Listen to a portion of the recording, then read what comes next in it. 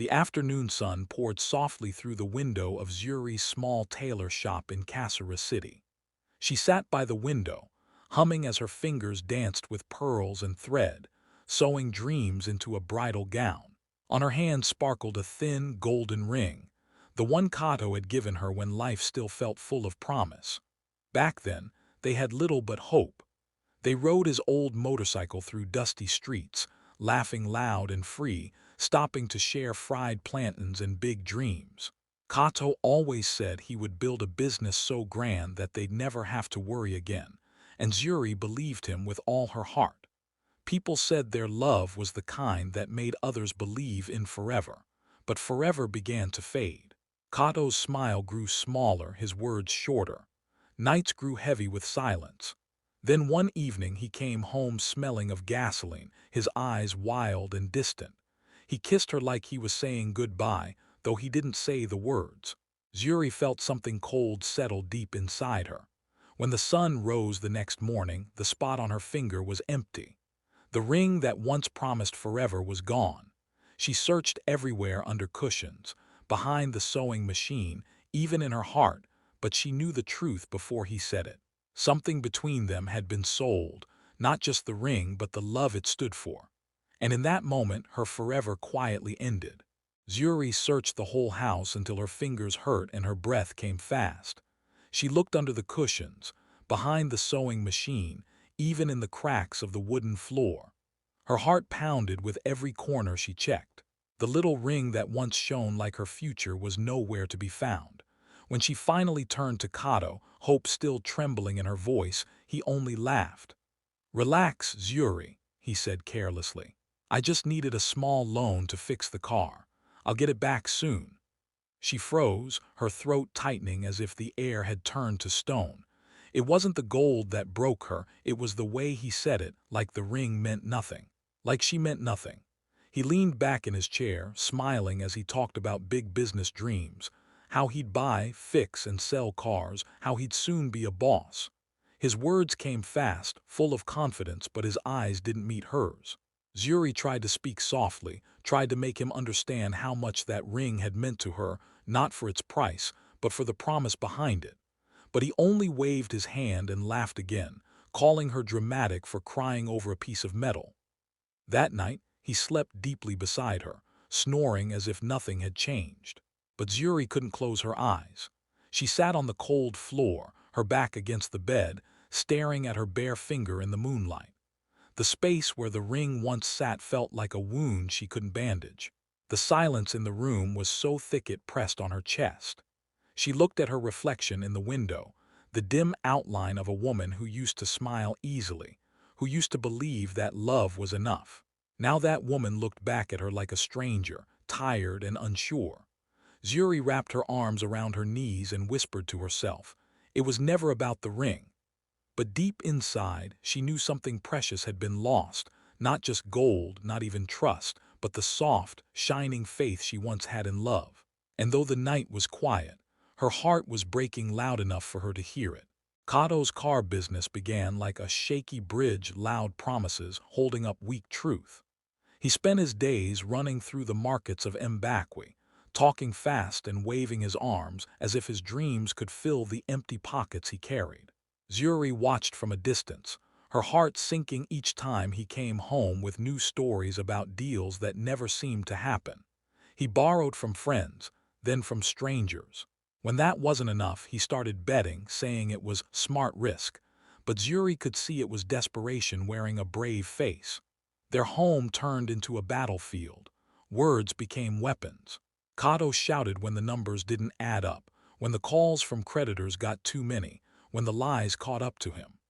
Zuri stayed quiet, sewing under the dim light late into the night, her needle moving through cloth like her heart through pain, steady, silent and breaking with every stitch. He would come home smelling of beer and smoke, his laughter rough, his promises emptier each time. Then one night he didn't come home at all. Zuri sat by the window until dawn, watching the stars fade into morning. When she finally turned to their table, she froze. The savings box, the one they had filled together with coins and dreams, was gone. Their wedding photo lay face down, glass cracked. She let out a dry, shaky laugh that turned into tears. It sounded strange, like the voice of someone she didn't know. Hours later, Kato stumbled through the door, clothes stained with oil and defeat. He looked at her with tired eyes but said nothing. Neither did she. Words couldn't fix what was already broken. Zuri walked to her drawer, opened it quietly, and took out her grandmother's gold locket, the last piece of family she had left. She slipped it deep into her dress pocket and pressed her hand against it, feeling its warmth. That night, as Kato fell into a restless sleep, Zuri made herself a promise. She would never let him take another piece of her, not her locket, not her hope, not her heart.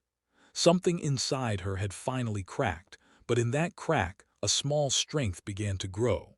Kato's business finally fell apart like a house built on sand. The cars he had borrowed money to buy were taken back one by one, and the men who once called him boss now whispered his name with pity. The calls never stopped, angry voices demanding payment, threats written on torn paper slipped under their door. Zuri watched it all in silence. She had seen the fall coming, but her warnings had only made him angrier. He started blaming her for everything. "You're bad luck," he shouted one night, his eyes wild. "You've always held me back." His words cut deeper than any blade. She didn't argue. She just stood there, a single tear slipping down her cheek as his voice echoed through the room. That night, when Kato stormed out, slamming the door behind him, Zuri sat alone in the quiet. The air felt heavy, like the walls themselves were tired of their fighting. She looked around at the half-empty cupboards, the cracked photo frame, the sewing machine that had kept her alive through every storm. Then she stood up. Her hands didn't shake this time. She folded a few dresses, packed her sewing tools, and slipped her grandmother's locket into her bag. On the table, she left a small piece of paper. It said only, "You sold what made us real." She placed it beside the broken photo and walked out without looking back. The road to Lubia, her childhood town, stretched far and quiet. The wind brushed against her face like freedom whispering her name. She reached the town with nothing but her skills and her will. She started sewing again, fixing torn school uniforms for a few coins. The work was hard, but it was honest. Over time, her hands found rhythm, her shop grew, and so did her laughter. The sound felt strange at first, like something she'd forgotten how to do, but soon it came easily, soft and real. Sometimes, when she rested after a long day, Zuri would glance at her hand. Her ring finger was still bare, the skin faintly pale where the gold used to be. It didn't hurt anymore, but it always reminded her. She had lost a ring but found herself. Years passed gently, like thread slipping through fabric. What began as a small corner shop in Lubia slowly bloomed into a bright, bustling studio. Zuri's hands, once tired and trembling, now moved with grace and confidence. Word spread through nearby towns about the woman who could turn simple cloth into dreams. Brides traveled long distances to have their dresses made by her. They would sit by her table as she worked, listening to her soft humming and warm laughter. She told them stories about hope, about love that doesn't always last but still teaches you something. Her studio smelled of fresh fabric and jasmine tea, filled with the quiet joy of women preparing for new beginnings. Each wedding gown Zuri finished felt like healing, one stitch for pain, one for strength, one for peace. Sometimes, when she placed the final pearl on a veil, she would pause and smile to herself. She was no longer sewing for survival. She was stitching her freedom into every fold of silk. One warm afternoon, as the sun poured through the window, a customer hurried out, leaving a folded newspaper on the chair. Zuri picked it up absent-mindedly, wiping her hands on her apron. She flipped to the last page and froze. There, in black ink, was a headline: Kato Motors reopens under new ownership. Beneath it was his picture, Kato, older, his smile weaker, his eyes still chasing something that kept running away. Zuri stared at it for a long time, her heart strangely calm. Then she laughed softly, not the kind that hides pain, but one filled with quiet understanding. She set the newspaper down and looked around her bright studio, at the gowns glowing in the afternoon light, at the young apprentice humming by the window. Life doesn't end where betrayal begins, she thought. It changes, reshapes, rebuilds. But deep inside her, a small spark stirred, not anger, not revenge, just a longing to close the last chapter. She had built something beautiful from ashes, but the fire that once burned her had left a mark she could still feel. Zuri touched her ring finger, smiled faintly, and whispered, "Maybe it's time to see how the story ends." The afternoon sky hung low and gray when Zuri stepped out of her car in front of Kato Motors. The air smelled faintly of oil and rain. Her hair was neatly wrapped, her white dress crisp and simple. Around town, people now called her Madame Zuri of Lubia Designs, a name that carried weight, respect, and quiet power. She stood still for a moment, staring at the sign that was once bright and full of promise but now looked faded, its letters chipped and tired. The lot itself was nearly empty, the few cars that remained covered in dust. It was smaller than she had imagined, like a dream that had shrunk over time. At the far end of the yard, Kato was arguing with a mechanic, his voice sharp and impatient. His clothes were creased, his face drawn, his eyes restless. The swagger in his walk was still there, but the shine that once lit up his grin was gone. When he turned and saw her, he froze. "Zuri," he said softly, his voice uncertain. For a second his old charm flickered, a half-smile tugging at his lips, but it faded as quickly as it came. Zuri nodded once, calm and composed. She walked slowly across the cracked concrete, her heels clicking against the ground that used to hold his dreams. He started talking fast, telling her about new investors and expansion plans, trying to sound confident, but his words wobbled like weak glass. She listened quietly, her face unreadable, her eyes scanning the broken sign, the rusting cars, the silence between his lies. When he finally paused, she looked at him and asked simply, "How much for all of it?" He blinked, then laughed awkwardly, thinking she was teasing. But her gaze didn't waver. Slowly she opened her purse and laid a neat stack of cash on the old metal table between them. The color drained from his face. "You can't," he started, his voice breaking. But she already had. For a long moment neither spoke. Only the sound of wind moved through the empty lot. Zuri smiled gently, a hint of sadness in her eyes.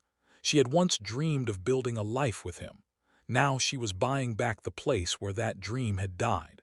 By the time the sun began to sink behind the buildings, the deal was done. The papers were signed, the ink still wet. A strange quiet filled the car lot, broken only by the whispers of the few workers standing nearby. They didn't know whether to congratulate her or grieve for him. Some looked at Zuri with awe, others at Kato with pity. The air smelled of dust and gasoline, heavy with old memories. Zuri walked slowly through the lot, her heels clicking softly on the cracked ground. She ran her fingers along the hoods of the cars, each one coated with a thin layer of grime.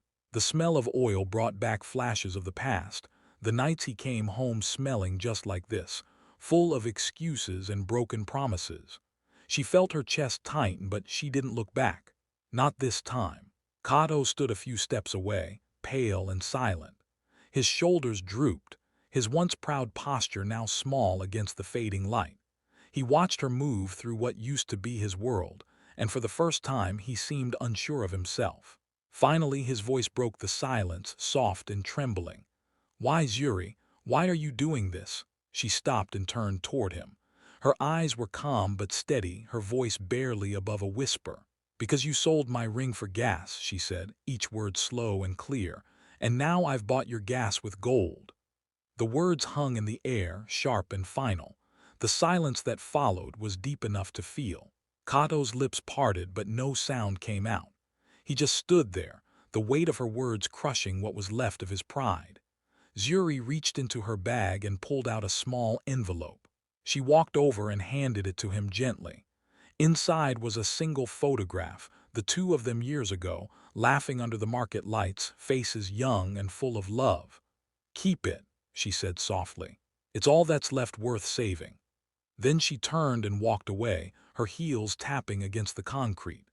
The sound echoed through the empty yard, steady and strong, like the heartbeat of someone who had finally reclaimed her story.